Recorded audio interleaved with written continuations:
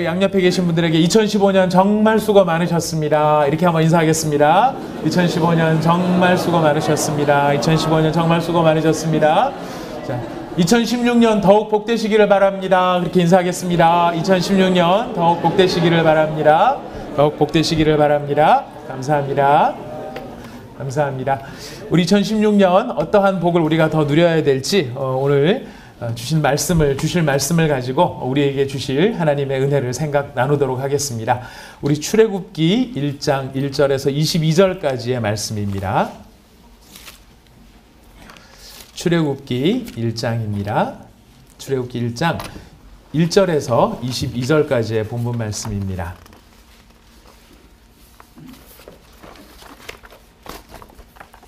다 찾으셨으면은 저와 여러분이 한 절씩 본문 말씀을 교독하도록 하겠습니다. 야곱과 함께 각각 자기 가족을 데리고 애굽에 이른 이스라엘 아들들의 이름은 이러하니 르우벤과 시므온과 레위와 유다와 이사갈과 스불론과 베냐민과 단과 납달리와 갓과 아세리요 야곱의 허리에서 나온 사람이 모두 70인이요 요셉은 애굽에 있었더라.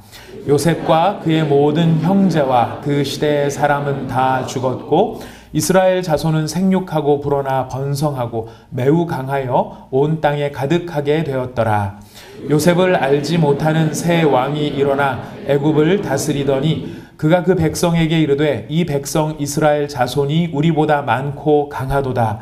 자, 우리가 그들에게 대하여 지혜롭게 하자. 두렵건대 그들이 더 많게 되면 전쟁이 일어날 때에 우리 대적과 합하여 우리와 싸우고 이 땅에서 나갈까 하노라 하고 감독들을 그들 위에 세우고 그들에게 무거운 짐을 지워 괴롭게 하여 그들에게 바로를 위하여 국고성 비돔과 라암셋을 건축하게 하니라. 그러나 학대를 받을수록 더욱 번성하여 퍼져나가니 애굽 사람이 이스라엘 자손으로 말미암아 근심하여 이스라엘 자손에게 일을 엄하게 시켜 어려운 노동으로 그들의 생활을 괴롭게 하니 곧 흙 이기기와 벽돌 굽기와 농사의 여러 가지 일이라. 그 시키는 일이 모두 엄하였더라. 애굽 왕이 히브리 산파 십부라라 하는 사람과 부하라 하는 사람에게 말하여 이르되 너희는 히브리 여인을 위하여 해산을 도울 때에 그 자리를 살펴서 아들이거든 그를 죽이고 딸이거든 살려두라. 그러나 산파들이 하나님을 두려워하여 애굽 왕의 명령을 어기고 남자 아기들을 살린지라.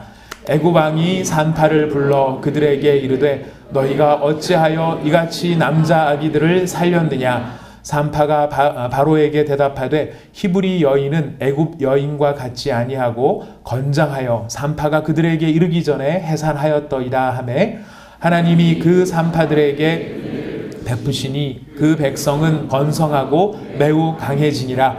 그 산파들은 하나님을 경외하였으므로 하나님이 그들의 집안을 흥왕하게 하신지라. 그러므로 바로가 그의 모든 백성에게 명령하여 이르되 아들이 태어나거든 너희는 그를 나일강에 던지고 딸이거든 살려두라 하였더라. 아멘. 우리 출애굽기는 여러분 잘 아시는 것처럼 창세기 뒤에 있습니다. 창세기 뒤에 있다는 이야기는 창세기의 이야기를 이어서 출애굽기가 계속해서 그 이야기 스토리가 전개가 된다는 의미가 됩니다. 창세기의 마지막 부분에 이제 이스라엘 야곱의 식구들 한 70여 명이 애굽으로 이주를 하는 것으로 창세기는 마무리가 됩니다. 이제 출애굽기 우리가 읽은 1장의 말씀은 그렇게 이주를 했던 70명의 한 가족에 지나지 않았던 70명의 사람들이 이제는 가족의 범위를 넘어서 민족이라는 말로 일컬어질 만큼 굉장히 많은 사람들로 불어난 그런 상황이 전개되고 있는 것을 보게 됩니다. 우리가 먼저 1절에서 7절까지를 보면은 7절 말씀에 이스라엘 자손은 생육하고 불어나 번성하고 매우 강하여 온 땅에 가득하게 되었다. 이런 말이 나옵니다. 여러분 이 말이 어디와 연결이 되어 있느냐면은 여러분 성경책 지금 다 가지고 계실 테니까요. 창세기 9장을 한번 잠깐만 펴주시겠습니까? 창세기 9장입니다. 창세기 9장 1절을 한번 읽어봐 주시겠습니까? 창세기 9장 1절을 같이 읽어보겠습니다. 창세기 9장 1절 같이 읽겠습니다. 시작. 하나님이 노아와 그 아들들에게 복을 주시며 그들에게 이르시되 생육하고 번성하여 땅에 충만하라 되어 있습니다. 7절을 같은 9장 7절입니다. 읽어봅니다. 시작. 너희는 생육하고 번성하며 땅에 가득하여 그 중에서 번성하라 하셨더라. 이스라엘의 큰 민족을 이룰 수 있었던 중요한 두 가지 이유가 있었는데요. 첫 번째 이유는 하나님이 주신 자연적인 축복의 말씀 때문에 이스라엘 사람들은 큰 민족을 이룰 수가 있었습니다. 하나님이 주신 자연적인 축복이 뭐였냐면 바로 여러분들이 지금 읽으신 바로 그 본문입니다. 노아 홍수가 끝나고 난 다음에 사람들이 멸절되고 난 다음 노아의 식구들에게 주신 하나님의 일반적인 축복이 무엇이었냐면은 생육하고 번성하라 라는 것이었습니다. 생육하고 불어나 번성하라. 그리고 온 땅에 가득하라. 이렇게 하나님의 말씀을 주셨습니다.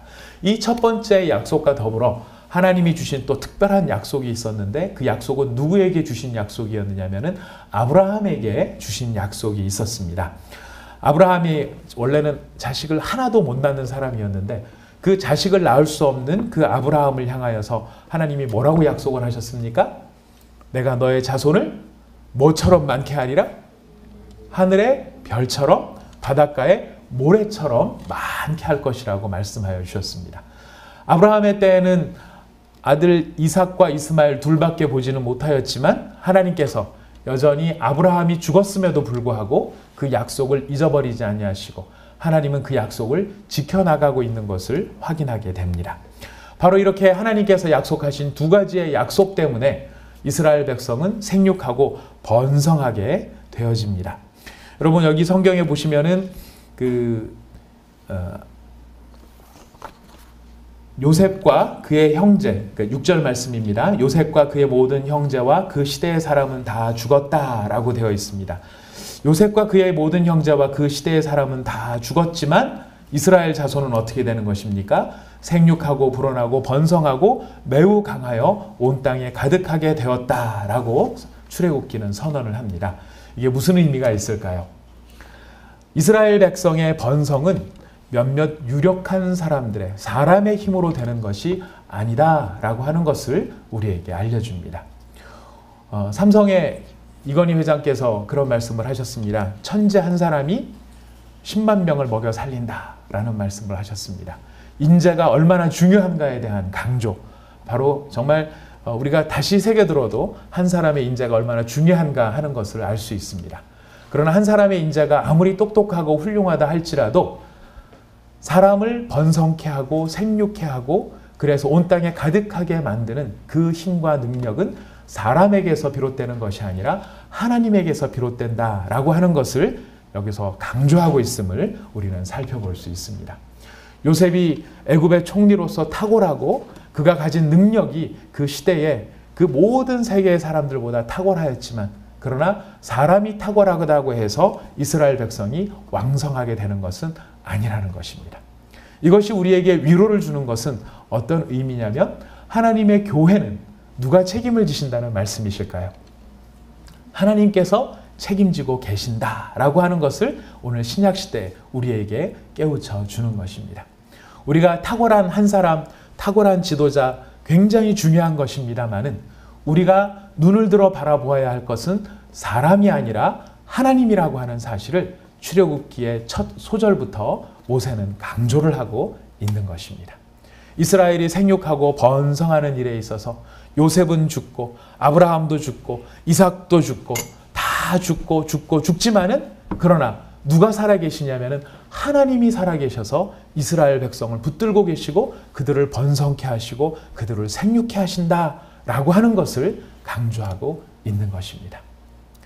출애굽기에 있어서 가장 중요한 주제는 무엇이냐면 사람의 탁월함을 넘어서는 살아계신 하나님을 보게 하는 것이 출애굽기의 가장 중요한 주제 중에 하나입니다. 오늘 우리가 살아가는 세상 가운데서 세상이나 교회나 우리가 많은 경우에 사람과 함께 사람 안에서 살기 때문에 사람에게 집중할 수밖에 없지만은 그러나 오늘의 본문 말씀은 우리의 눈을 들어 사람이 아니라 하나님을 바라보아야 한다는 것을 그리고 무엇보다도 그 하나님께서 살아계시다라고 하는 것을 우리의 마음속에 잊어서는 안 되는 것을 오늘 출애굽기 본문 말씀은 우리에게 선포하고 있다는 것입니다. 여러분, 우리가 송구영신 예배를 맞이하여 한 해를 마무리하고 새해를 맞이하는 시점에서 기억해야 될 가장 중요한 단어가 있다면 그것은 하나님은 살아계시다라는 것입니다. 하나님은 살아계시기 때문에 우리의 개인을, 나라고 하는 개인을 붙잡고 계시는 것도 하나님이시고, 우리의 가정을 붙잡고 계시는 것도 하나님이시고, 우리가 경영하는 사업도 하나님이 붙잡고 계시는 것이고, 교회도 하나님이 붙잡고 계시는 것이고, 나라도 하나님이 붙잡고 계신다 하는 것을 우리가 꼭 기억해야 할 것입니다. 우리가 이 첫 번째 단락을 그런 의미를 가지고서 먼저 생각을 해보았고요. 하나님께서는 이렇게 신실하게 이스라엘 백성들을 지키고 계셨고 그 언약과 약속을 잊어버리지 아니하고, 사람들은 어떨지 모르겠지만 하나님은 잊어버리지 아니하시고 꾸준하게 그 약속을 성실하게 지키고 계신다 하는 것을 우리에게 알려줍니다. 이렇게 하나님께서 신실하게 이스라엘 백성을 붙들고 계셨기 때문에 하나님이 살아계신다는 씻을 수 없는 증거가 무엇이냐면, 아들을 못 낳는 아브라함이 하나님의 은혜로 말미암아 아들을 낳기 시작하더니 400년 만에 그들이 200만이나 되는 민족으로 불어났다는 것만큼 이 세상에 확실한 증거가 없더라는 것이죠. 바로 그렇게 하나님께서 살아계신다는 증거를 이스라엘 민족을 통하여서 보여주셨습니다. 근데 그 이스라엘 민족에게 한 가지 갈등이, 어려움이 찾아오게 됩니다. 그 갈등의 시작은 무엇으로 촉발이 되느냐면은 요셉을 알지 못하는 새 왕이 애굽에 일어났다라고 지금 이야기를 하고 있습니다. 이 새 왕이 일어났다는 것은 그 전에 옛 왕이 있었다는 이야기겠죠. 요셉이 살았을 당시의 왕은 성경의 성경학자들이 찾아보니까요, 힉소스 왕조라고, 무슨 이상한 소스예요, 그죠? 힉소스 왕조라고 하는 그 왕조에 이 왕조가 있었을 때는 이 힉소스 왕조의 특징이 뭐냐면은 여러 민족들에게 대해서 관대한 정책을 폈다고 합니다. 그래서 이 가나안 땅에서 들어왔던 이 이스라엘 사람들도 평안하게 살 수 있었고, 그래서 그 민족들이, 여러 민족들이 애굽 가운데서 비교적 평화를 누리면서 살 수 있었는데, 바로 이 발음도 이상합니다, 제가. 힉소스 왕조, 그 왕조를 몰아낸 그 사람이 누구냐면은 투트모세. 아마 들어보셨나요? 투트모세, 예. 투투. 네. 개구리 왕눈이에 나오는 투투. 이름이 비슷합니다. 아마 이 사람도 투투가 들어가서 그런지 상당히 좀 괴팍했던 것 같아요. 자, 투투모세의 1세였을 가능성이 굉장히 높았다고 합니다. 근데 아무튼 이 왕조, 그러니까 힉소스 왕조를 몰아내고 이 새 왕이 들어왔는데, 이 왕한테는 고민이 있었습니다. 무슨 고민이 있었냐면은, 이 힉소스 왕조를 몰아내고 자기가 왕이 됐으니까 언젠가는 쫓겨난 이 힉소스 얘네들이 다시 쳐들어올지도 모른다라고 하는 불안감이 있었습니다. 그리고 그 주변에는 여러 이방 민족들이 호시탐탐 이 애굽의 나일강 유역을 노리고 있었기 때문에 이 나일강 유역을 어떻게 하면 잘 지킬 것인가 하는 것이 바로 이 새 왕의 고민이었습니다. 그런 고민의 가장 나쁜 시나리오가 뭐였냐면은, 밖에서 쳐들어오는 그 이방 민족이나 다시 왕권의 재기를 노리고 있는 힉소스와 누가 결탁하는 것이냐면은 이스라엘 민족이 결탁하는 거였습니다. 그래서 이 둘이 화학적 결합을 일으켜서 자기한테 반기를 들고, 그리고 그 반기를 든 이스라엘 민족이 마침내 자기의 통치를 벗어나 떠나가는 것을 이 새 왕은 가장 두려워하고 있었다는 것입니다. 여러분 읽은 10절 말씀에 나오는 이야기입니다. 이스라엘이 애굽을 떠날까? 그것을 염려하였던 것이 새 왕의 고민이었습니다. 그래서 그 왕은 고민 끝에 어떤 결정을 내리게 되느냐면은, 오케이, 그렇다면 이스라엘을 번성하지 못하게 만들자. 이스라엘이 번창하지만 않으면 되는 거 아니냐. 얘네들이 힘이 없으면 지들이 어떡하겠냐. 그래서 이 새 왕이 꾸민 계략이 무엇이냐면은, 이스라엘이 번성하지 못하도록 이스라엘에게 무거운 짐을 지우는 일. 그 무거운 짐이 어떤 일이었냐면은 국고성이라고 있습니다. 국고성은 뭐냐면 나라의 창고예요.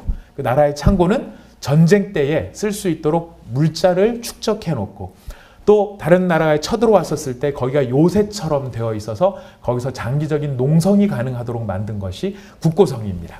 바로 그 국고성 비돔과 라암셋을 건축하게 하는 것인데요. 그 건축하는 그 성을 무엇으로 건축을 했느냐면은 벽돌을 쌓아서 건축을 했다는 것입니다. 여러분 혹시 벽돌을 만들어 보신 적 있으십니까? 별로 없으시죠? 경험 없으실 겁니다. 여기 우리 김문기 집사님이 한 분 여기 가운데 앉아 계시는데, 우리 김문기 집사님이 저희 청년부 할 때 저랑 같이, 제가 청년부 담당일 때 우리 김문기 집사님이 농촌 봉사활동을 굉장히 열심히 하신 신실하신 일꾼이, 머리가 다 빠진 이유가 그때 햇볕을 많이 받아서 머리가 다 빠졌습니다. 근데 저희가 이제 봉사를 했던 곳이 어디냐면 천안에 있는 담빛교회라고 있었는데요. 그 담빛교회 목사님이 교회 건축을 하시는데 자연 건축을 하신 거예요. 콘크리트로 안 짓고, 그 목사님이 또 굉장히 이렇게 유기농, 생태신학 이런 걸 하시는 분이시라서 이 콘크리트로 뭘 집을 짓고 이러는 걸 별로 안 좋아하시는 거예요. 그래서 10년이 가도 좋고 20년이 가도 좋으니까 자기들은 사람들이 이렇게 모두 참여해서 벽돌을 짓고 나무를 깎고, 그래서 이제 그 집을 짓는, 교회를 짓는, 바로 그것을 그 목사님께서는 바라고 계셨습니다. 그래서 저희 청년들이 주말마다 내려가서 한 일이 뭐냐면은 진흙을 이겨서 벽돌을 만드는 건데, 우리가 벽돌 생각하면은 뭐 요렇게 생긴 요런 벽돌이 있죠. 요런 벽돌을 생각합니다만은 집을 짓는 데 쓰는 벽돌들은 요거 반쪽만하게 생겼습니다. 요거 반쪽만하게. 네, 실물 교육을 죄송합니다. 네. 근데 저 진흙을 이길 때 그냥 이기면은 이게 튼튼하지가 않기 때문에 뭐를 집어넣어야 되냐면은 지푸라기를 잘라서 집어넣어야 되는 겁니다. 그래서 발로 짓이기고 틀에다 넣고 하는데, 그거 10장만 하고 나면 허리가 빠질라 그러는 거예요. 정말 괴로운 일이거든요. 근데 지금 이스라엘 백성들을 바로 그렇게 국고성을 쌓는데, 성을 쌓는데 여러분 성 높이가 뭐 한 5m쯤 되게 성을 쌓고, 성이라고 하진 않았을 것입니다. 큰 성을 쌓는데 들어가는 그 수많은 벽돌을 짓게 만들면서 여기 보면 엄하게 했다 이렇게 돼 있습니다. 엄하게 한다. 괴롭게 하고 힘들게 하고 그들에게 채찍과 고역을 통해서, 이 노역을 통해 가지고 사람들을 소진시키려고 했던 것이 바로 바로의 전략이었다는 것입니다. 이 바로의 전략이 뭐가 문제가 되는 걸까요? 아까 여러분께 앞에서 보았지만 하나님의 뜻은 어디에 있습니까? 이스라엘 백성이 번성하는 데 있어요. 근데 바로의 뜻은 어디에 있습니까? 이스라엘 백성의 수를 줄이는 데 있어요. 그래서 지금 누구와 누가 정면 충돌의 길로 가고 있느냐면은 하나님과 바로가 정면 충돌의 길로 가고 있다는 것입니다. 이 충돌의 역사는 나중에 여러분께서 이제 출애굽기를 다 읽어보시면 더 자세히 나오는데, 오늘은 바로 이렇게 바로가 하나님의 뜻을 항거하면서 하나님은 이스라엘 백성이 풍성하기를 바라는데, 바로는 오히려 이스라엘 백성을 더 줄이려고 노력하는 바로 그런 저항, 싸움이 있었다는 것을 우리가 먼저 생각할 필요가 있습니다. 자, 근데 아무튼 지금 이 바로가 방책을 써서 이렇게 사람들을 학대하고 이렇게 괴롭히면 숫자가 줄겠지 그랬는데, 결과는 어떻게 나왔습니까? 결과가 어떻게 나왔습니까? 12절 말씀 우리 같이 한번 읽어볼까요? 시작. 그러나 학대를 받을수록 더욱 번성하여 퍼져나가니 애굽 사람이 이스라엘 자손으로 말미암아 근심하였다라고 되어 있습니다. 학대를 받을수록, 여기서 우리가 발견할 수 있는 하나님의 진리가 무엇입니까? 하나님이 원하시고 하나님이 뜻을 정하시면 사람이 아무리 방해하려고 해도 그 방해는 이루어질 수 없다라는 것입니다. 우리 가운데 하나님께서 주신 비전을 가지고 지금 살아가는 형제자매들이 많이 있으실 것입니다. 그 비전을 가지고 앞으로 달려나갈 때 여러분들 마음속에, 여러분들 환경 속에 어려움이 있고 여러분들 마음에 좌절과 실망을 가져오게 만드는 여러 가지 일들이 여러분들을 괴롭힐지도 모릅니다. 그러나 그때 꼭 기억하시기를 바랍니다. 하나님의 뜻이 함께 하시면 학대를 받을수록 어떻게 된다고요? 더욱 번성하여진다. 이것이 하나님의 법칙이라는 것입니다. 우리는 학대를 받으면 줄어들 거라고 생각하는데, 하나님의 뜻이 함께 하시면 학대를 받을수록 더욱 번성하는 것, 이것이 하나님 나라의 법칙인 것입니다. 아무튼 이런 방책이 통하지 않자 바로는 꾀를 냅니다. 어떤 꾀를 냅니까? 학대를 받을수록 더욱 번성하여 가는 그 이스라엘 백성을 이 학대와 노역으로 통하지 않자 바로는 은밀한 방책을 준비합니다. 그 은밀한 방책이 무엇입니까? 산파를 이용해서 애가 태어날 당시의 상황 속에, 그 태어나는 애가 남자면 그냥 산파를 통해 죽여버리고, 그리고 그 애가 여자면은 살려주자. 자, 이것을 공개적으로 했던 것 같지는 않습니다. 왜냐하면 산파들을 은밀하게 불러서 산파들한테 명령을 줬던 걸 보면 그 당시까지만 해도 공개적으로 이스라엘 백성들을 억압하지는 않았던 것 같아요. 그리고 모든 것은 사고를 위장을 해서 이렇게 은밀하게 이스라엘 백성을 죽이고 싶어 했던 것 같습니다. 그러나 그 은밀한 방책, 그것이 통하지 않더라는 것입니다. 통하지 않았던 이유가 어디에 있습니까? 통하지 않았던 이유는 바로 산파들이 누구를 두려워했기 때문입니까? 하나님을 두려워했다는 것입니다. 산파들이 하나님을 두려워했다는 말은 산파들이 바로가 두렵지 않았다는 뜻일까요? 산파들이라고 해서 바로가 두렵지 않았을까요? 아니요. 산파들도 바로가 두려웠을 것입니다. 산파들도 자기의 목숨을 쥐고 흔들 수 있는 사람이 바로라고 하는 사실을 누구보다 잘 알고 있었기 때문에 틀림없이 산파들도 바로가 두려웠을 것입니다. 그러나 산파들이 아무리 바로가 두려웠다 할지라도 산파들 입장에서는 누가 더 두려웠다는 것입니까? 하나님을 더 두려워했다는 것입니다. 하나님께 우선순위를 두는 것. 우리가 이 세상을 살아갈 때 우리가 하나님이 나와 함께 계시면 나는 세상이 두렵지 않아. 이렇게 우리가 고백을 합니다만 세상을 사는 이치가 그렇습니까? 세상에 두렵지 않은 사람들이 있습니까? 우리가 고난을 당하고 어려움을 당할 때 그것이 우리 가운데 두려움으로 느껴지지 않는 사람은 한 사람도 없을 것입니다. 그러나 더 중요한 것은 무엇이냐면 세상이 두려운가 하나님이 두려운가. 여러분, 세상이 두려우십니까? 하나님이 두려우십니까? 제가 좀 실감나게 표현을 해볼까요? 여러분이 보증을 섰다 몽땅 날리는 게 두렵습니까? 하나님이 두려우십니까? 여러분이 쪽박 차시는 게 두려우십니까? 하나님이 더 두려우십니까? 여러분이 어느 날 생각하지도 못했던 어떤 치료하기 힘든 질병에 걸리는 게 두려우십니까? 하나님이 더 두려우십니까? 내가 아는 모든 사람들이 나로부터 떠나가는 게 두렵습니까? 하나님이 더 두려우십니까? 진짜 네, 하나님이 더 두렵다고 지금 ARS 1번 정답이 나온 것 같습니다. 우리가 하나님이 더 두렵습니다라고 하는 말을 일상적으로 하기는 참 쉬울지 몰라도 우리가 막상 제가 앞에 진술했던 그런 이야기들이 우리 삶에 구체적으로 다가온다라고 했었을 때 우리가 그것이 두렵지 않은 사람은 아무도 없을 것입니다. 어느 날 우리 집에 붉은 딱지가 쫙쫙쫙쫙 붙어서 차압이 되고 내가 길거리에 나앉는 상황이 될 수도 있고, 여러분 이게 질병 치료하기 힘든 질병이 꼭 구태여 어려운 질병이 아니고요. 저도 예전에 갑자기 허리에 쥐가 나가지고요. 이게 앉지도 못하고 서지도 못하고 자리에 누웠는데 내가 어떻게 일어났었지? 라고 하는 일어나는 방법을 잊어버릴 만큼 꼼짝을 못하는 그런 때가 있었습니다. 저희 집 아이들이 증인입니다. 그때 제가 화장실을 가기는 가야 되겠는데 어떻게 화장실을 가야 될지를 몰라가지고 어떻게 일어나가지고 기어가는데 마루에서부터 화장실까지 그렇게 거리가 먼 줄을 몰랐었습니다. 근데 제가 불현듯 느낀 것이 만약에 이렇게 하고 평생을 살으라고 한다 그러면 이것이 더 두려운가 아니면 하나님이 더 두려운가?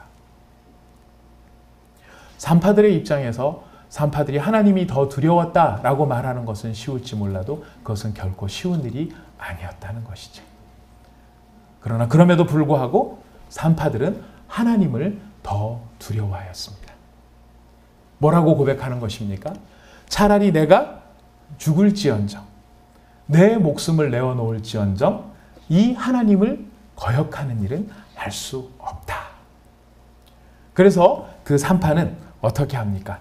바로의 명령이 엄숙함에도 불구하고 남자아이를 죽여버리라고 하는 그 바로의 명령이 엄함에도 불구하고 산파들은 하나님을 경외하였기에, 하나님을 더 두려워하였기에 누구의 말을 거역합니까?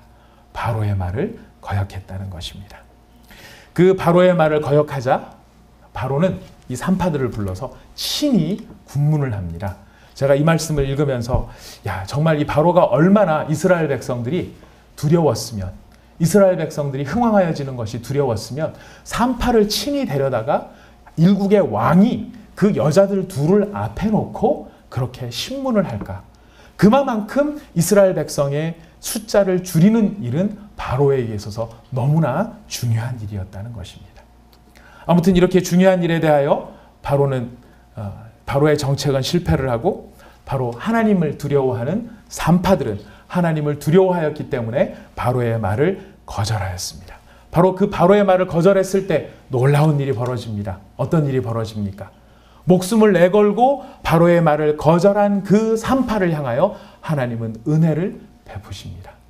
그 은혜를 베푸신 결과 누가 흥왕하여지느냐면 이스라엘 백성이 흥왕하여지더라는 것입니다. 이스라엘 백성이 흥왕하여지는 것으로 끝나는 것이 아니라 바로 그 하나님을 두려워하였던 산파들을 우리 하나님께서는 그냥 두지 아니하시고 그 가정을 흥왕하게 만들어 주시더라는 것입니다. 오늘 이 본문 말씀을 생각하면서 저는 두 가지를 생각하게 되었습니다. 여러분과 함께 은혜를 나누고 싶습니다. 그것은 무엇이냐면 여러분이 바로하고 오늘 나오는 산파 두 사람하고를 비교를 해보잖아요. 여러분 바로, 이름이 바로일까요? 바로라고 하는 것은 직책입니다. 왕입니다. 그냥 왕이라는 뜻입니다. 우리나라 같으면 대통령이에요. 그죠? 영국 같으면 수상입니다. 바로는 당시에 온 세계를 지배하는 강력한 나라의 강력한 왕이었음에도 불구하고 성경에서는 그의 이름조차 언급하고 있지 않습니다. 그러나 누구의 이름은 지금 성경에 기록을 하고 있습니까? 산파의 이름은 성경에 기록을 하고 있더라는 것입니다. 시브라와 부하.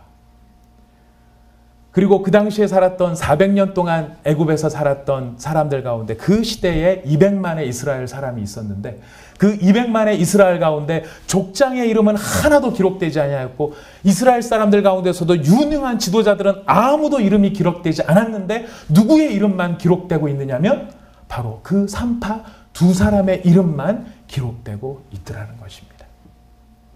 하나님이 누구를 기억하십니까? 세상에 권세 있는 사람, 세상에 가진 사람, 세상이 높여주는 사람, 세상이 알아주는 사람을 하나님이 기억하시는 것이 아니라 하나님이 기억하시는 사람은 하나님을 경외하는 사람을 하나님께서는 기억하시더라 하는 것입니다. 새해가 밝아옵니다. 2016년 제가 온 사랑의 교회 오늘 송구영 신인 예배에 나온 모든 성도님들을 축복하고 싶은 것은 여러분 모두가 세상이 알아주는 사람이 아니라 하나님이 알아주시는 분들이 되기를 축복합니다. 아멘. 세상 가운데서는 보잘것없는 산파에 지나지 않을지 모르지만 하나님이 보시기에 그 사람들은 하나님을 경외하는 온 세상에 별과 같이 빛나는 바로 그 사람, 그 영광스러운 이름으로 하나님께서 기억하시더라 하는 것입니다. 제가 이 산파 시브라와 부하를 묵상하면서 너무나 부러웠던 것은 무엇이냐면 이 산파가 살았던 시대는 우리 시대와도 같지 않고 구약 시대와도 같지 않습니다. 무슨 말이냐면 구약 시대 모세 이후의 시대에는 무엇이 있느냐면 성막이 있었습니다. 회막이 있었습니다. 법궤가 있었습니다. 십계명 돌판이 있었습니다. 제사장 제도가 있었습니다. 왕도 있었고 선지자도 있었습니다. 그러나 지금 이 산파가 살던 시대, 즉 이스라엘 민족이 애굽으로 넘어가가지고 70명이 400년 동안 지내는 그 시절에는 제사장도 없었고 성전도 없었고 회막도 없었고 십계명도 없었고 돌판도 없었습니다. 제사장도 없고 선지자도 없고 왕도 없는 시대에 이 사람들은 살고 있었습니다. 그러나 아무것도 사람들을 양육해낼 만한 구조가 하나도 없었음에도 불구하고 시브라와 부하는 무엇이 열려 있었냐면 영안이 열려 있었다는 거예요. 온 세상 사람들이 바로의 그 등살에 잔뜩 엎드려서 꼼짝도 못하고 그 서슬퍼런 명령 앞에 자기네들 생존을 위하여 벌벌 떨고 있는 그때에 시브라와 부하는 영안이 열렸던 겁니다. 영안이 열렸다는 것이 무슨 뜻입니까? 하나님이 살아계시다는 것을 깨달았다는 것입니다. 하나님이 살아계셨다는 게 깨달았을 뿐만 아니라 그 살아계신 하나님이 얼마나 두려운 하나님인가 하는 것을 십브라와 부하는 알고 있었다는 것입니다. 어떻게 하나님을 경외할 수 있었을까요? 저는 그것이 미스테리입니다. 왜냐하면 오늘날과 같이 수많은 말씀이 있고 오늘날 같이 수많은 교회가 있고 오늘날과 같이 수많은 선생들이 있음에도 불구하고 이 땅에 하나님을 경외함으로 말미암아 세상에서 내가 모든 것을 다 잃어버린다 할지라도 나는 하나님이 더 두렵기 때문에 그 하나님의 말씀을 떠날 수 없습니다라고 고백하는 그런 사람이 너무나 희소한 시대에 우리가 살아가고 있는데 어떻게 아무것도 가르치는 자들이 없는 그 시대에 십브라와 부하의 눈은 열릴 수 있었을까? 바라기는 2016년 하나님께서 우리 사랑하는 온 사랑에게 송구영신 예배에 나온 모든 분들의 영안을 열어주시기를 축복합니다. 우리가 진심으로 하나님을 경외할 수 있는 유일한 방법은 우리가 하나님의 살아계심을 분명하게 깨달을 때 우리는 하나님을 경외하게 될 것입니다. 복 중에 가장 큰 복, 저는 이것이라고 생각합니다. 여러분이 학문의 눈이 떠지기를 바라고 여러분이 경영의 눈이 떠지기를 바라고 여러분이 무슨 관계의 눈이 떠지기를 바라고 여기 막 내년에 결혼해야 될 사람도 많이 있거든요. 어떻게 이렇게 연애를 못하나 모르겠지만 그래서 그 바람이 주여 연애의 눈이 떠지게 하여 주시옵소서 이런 바람을 가질 수 있을지 모르겠어요. 그런 눈들도 다 중요합니다. 너무너무 중요하지만 여러 눈 중에서 가장 중요한 눈이 있다면 영의 눈이 떠지는 것입니다. 여러분에게 십브라와 부하와도 같이 영의 눈이 바로 떠져 하나님을 경외하는 아름다운 복이 여러분들과 함께 하시기를 축복합니다.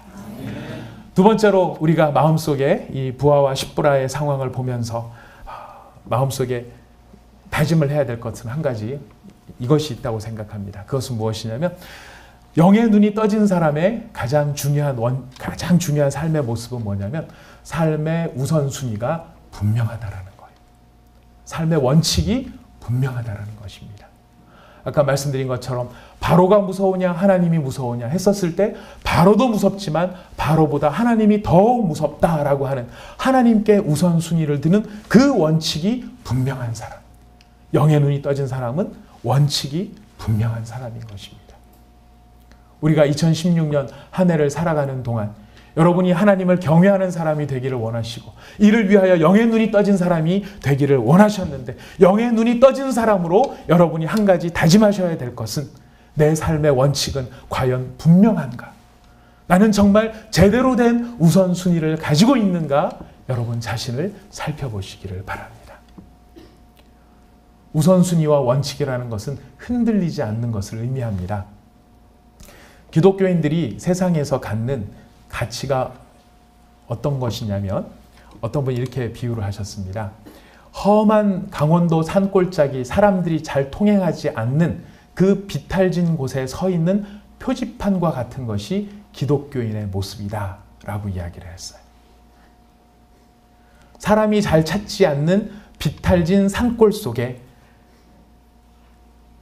외로이 서 있는 표지판과 같은 것이 기독교인이다. 무슨 뜻일까요? 남들이 알아주든 알아주지 않든 이 길이 어떤 길인가 라고 하는 것을 보여줄 수 있는 이 길이 어떤 길이든가 라고 하는 것을 보여준다라고 하는 말이 무슨 뜻이냐면 바로 원칙과 우선순위가 분명하다, 선명하다 라고 하는 말 속에 담긴 의미인 것입니다. 여러분의 삶에 지금 편하게 한번 생각해 보십시오. 여러분의 삶에 있어서 여러분이 갖고 있는 확고한 원칙이 있는 것이 있다면 무엇이 있습니까? 여러분 원칙이 있는 사람들이실 텐데요. 여러분들이 갖고 있는 원칙, 나는 어떤 원칙을 갖고 있나 한번 생각을 해보십시오. 어떤 원칙이 있으시죠? 스테이크를 먹은 나는 초코파이를 먹지 않는다. 이런 원칙이 있으신가요? 여러분들이 가지고 있는 분명한 원칙. 나한테는 뭔가 원칙이 있다라고 생각하며 살아가지만 의외로 우리는 원칙이 없는 삶들을 너무나 많이 살아가더라는 거예요. 원칙이 없는 삶, 어떤 문제가 생깁니까? 융통성이 너무 커진다는 거예요. 크리스찬으로서 우리의 신앙의 선배들이 가졌던 삶의 원칙 가운데 이런 것이 있었습니다. 주일 성수, 예를 들어서 설명을 드리는 겁니다. 주일 성수, 주일을 거룩하게 지키겠다, 이런 거였습니다. 주일을 거룩하게 지키는 일을 위해서라면 나는 주일날 공부를 안 하겠다. 내가 주일을 거룩하게, 하나님 앞에 거룩한 예배를 드리기 위해서는 나는 주일날은 무슨 일이 있더라도 오락을 하지 않겠다.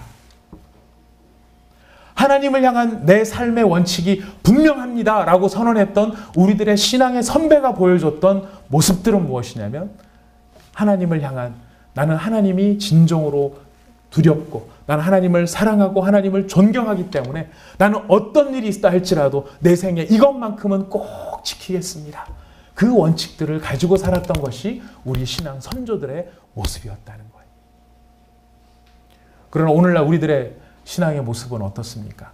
그 원칙이라는 것이 얼마나 원칙이 있는 것 같으나 그 원칙이 얼마나 물렁물렁한 원칙인지 모른다는 것입니다. 제가 우리 온사랑의 교회 운영위원 가운데 우리 어떤 집사님께서 하시는 말씀을 듣고 제가 참 많은 도전을 받았습니다. 집사님께서 회사 일이 바쁘신데 운영위원회 회의가 있으시면 그 집사님은 열일 제쳐놓고 그 회의에 달려오십니다. 달려오시는데 그 말씀이 어떤 말씀으로 달려오시느냐면, 내가 하나님을 믿기로 작정하고 온 사랑의 교회가 세워지는 일에 헌신하기로 작정한 이상 내 삶의 우선순위는 온 사랑의 교회를 위한 일 가운데 있다. 그러니까 나는 내 동창회가 있더라도 그것은 2순위고 교회가 필요하다면 나는 먼저 교회로 달려오겠다. 정말 그 원칙 속에 그 집사님께서는 한 번도 회의에 늦으신 적이 없고 회의에 빠지신 적을 제가 보지를 못하였습니다. 제가 그걸 보면서 도전을 받았습니다. 아, 이런 원칙이 나에게는 있는가?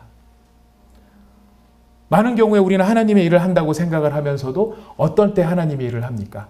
나한테 여유가 있을 때, 내가 할 만할 때, 내가 편할 때, 내가 좀 바쁘면은 뭐 교회 일이라는 게 다 그렇지 뭐, 이거 나중에 좀 해도 누군가 하겠지. 이게 뭐 죽고 사는 일이야? 네, 몇몇 가지 일들은 그럴 수 있지만, 그러나 여러분 기억하십시오. 하나님을 향해 드리는 여러분의 경배와 경외에 분명한 원칙과 우선순위가 있으셔야 할 것입니다. 그래서 나는 올 한 해 무슨 일이 있더라도 하나님을 예배하는 일만큼은 절대로 빠지지 않겠다 하는 원칙을 세워보시기를 바랍니다.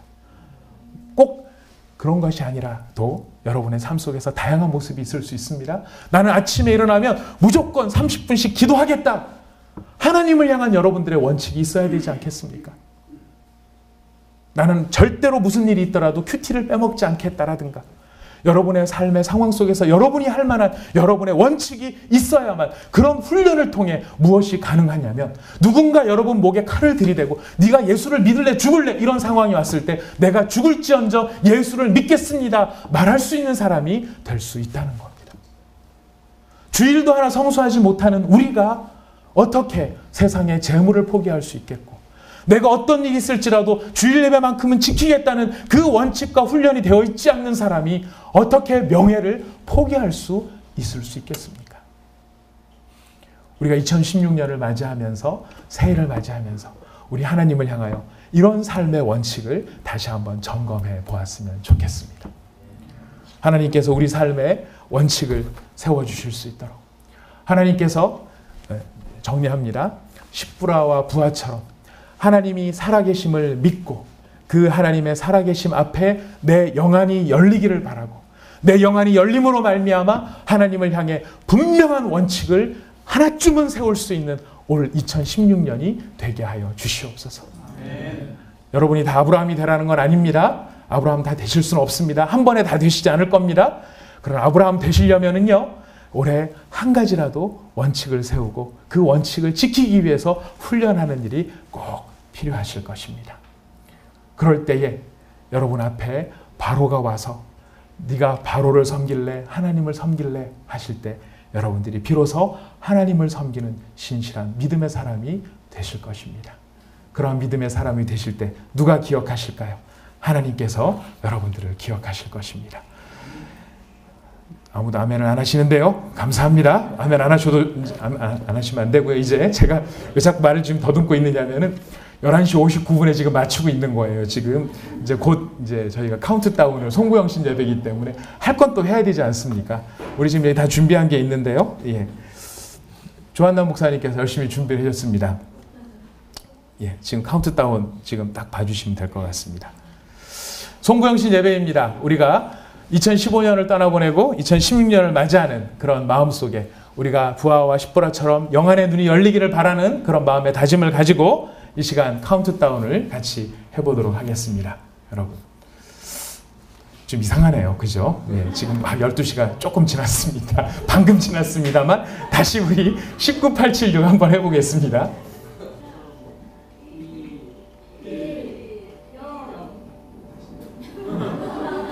왜 계속 이것만 나오죠? 네. 자, 2016년이 밝았습니다. 우리 하나님 앞에 감사와 영광의 박수를 올려드리겠습니다. 네.